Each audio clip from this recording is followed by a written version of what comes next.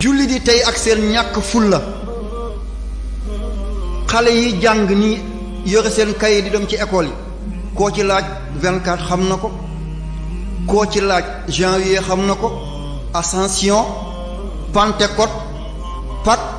Toussaint xam nañ li ko waral ak fan la ci at bi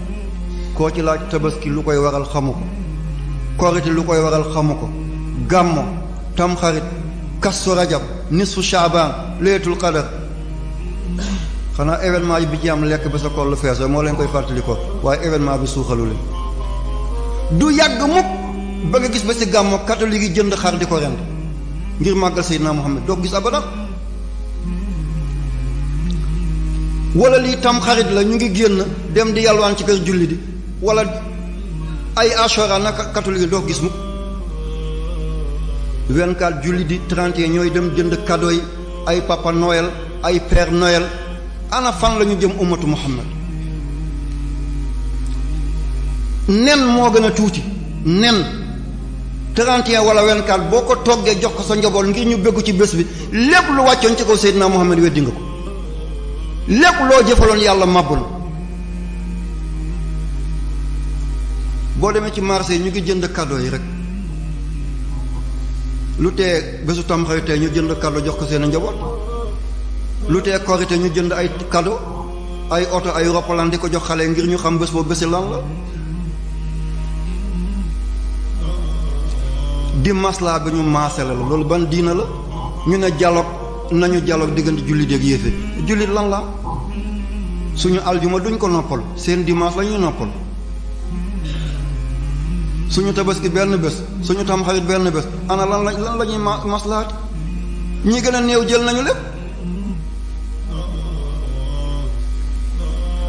lii wax bi foog mu am lu neex doomi aadama nañ ko def li sëñ Tuubaa waxoon rek lam axaf aduwan walam arju sadiqan zimaami bi yadillah yaakaaruma xarit bu may dimbale ragaluma noonu bu may lor sama nos ko maa ngi ko teg ci loxo yàlla lu mu dogal ci man gërëm na mu ne gannaaw loolu day laaj 24 décembre ak 31 décembre ndax dagan na ñu di ko màggal mu ne ndax dafa gis boroom kër yu bari di ko màggal doonte dañuy yokk seen dépense di ci bégal seen njaboot loolu mooy laaj bi décembre. lislaam bu ñëwee dafa xotti yoonu boppam yoon wi mu xotti lépp lu baax dugg na ci biir lépp lu mu ci dugalul amul njëriñ. Isa alayhi salaatu wasalaam yonent la boo xam ne gannaaw Xaalid ibnu Sinaan moo fi mujj yonent bi sallallahu alayhi wa sallam tegu ci juddu Isa alayhi salaam ba tey ci boppam mu arrixoon yi maanaam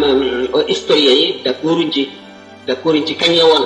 dañoo à peu près rek waaye amuñ ci certitude amuñ ci benn wóorute. ñaareel bi itam yonent bi sallallahu alayhi wa sallam gis na Seydina Omar amee benn page bu bokk ci Tawreet mu di ko liir yonent bi sallallahu alayhi wa sallam mer ba mer mi feeñ ci kanamam mu ne ko giñ naa ci suñu borom ne Muusaa bu doon dund du def lu dul topp ma moo di kon l'islam dafa dikk ñori lépp lu doon gën a yoon sànni fële tëral yoonu boppam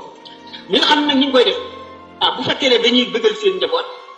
ñu bañ ko boole ci diine ndax bokkul ci diine bëggal seen njaboot xëy na ku ne sañ na ko waaye lu tax mu tànn bis boobu xëy na bu fekkente ne dafa gis ne nit ñu bari xale yu bari ñi ngi leen di bëggal te doomam kon dana am lu ko naqari wala dana kii mu bëgg ko naxee xëy na loolu dara nekku ci waaye nga fas ne loo war a def la njuumte la ndax l'islam rëdd ko am na nag ci diine yi jiitu woon l'islam ay yenn ci jëfin yoo xam ne l'islam saxal na ko waaye itam xanaa mu di mel naka tey yow ma Ashura woor ko bi nga xamee ne yahud yi dañ ko daan def yonent bi sallallahu alayhi wasallam jóge Makka ñëw Madina gis yahud yi di ko def mu ne leen nun noo gën a yey ci Muusa maanaam yonent bi sallallahu alayhi wasallam ak jullit ñi ñoo gën a yey ci yahud yi ci Muusa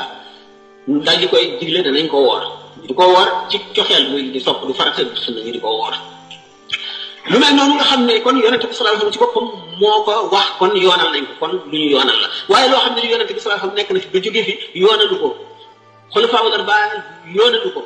borom ñeenti ngir ñi yoonaluñ ko bokkul ci lislaam ko defit nañ ko tëral ci leneen dugul ci lislaam waaye bu ko tëral ci lislaam kooku mooy bismillah ngir ngeen di jot vidéo yi am solo yi di bàyyi ko ci ngeen di bës fii ñu sabone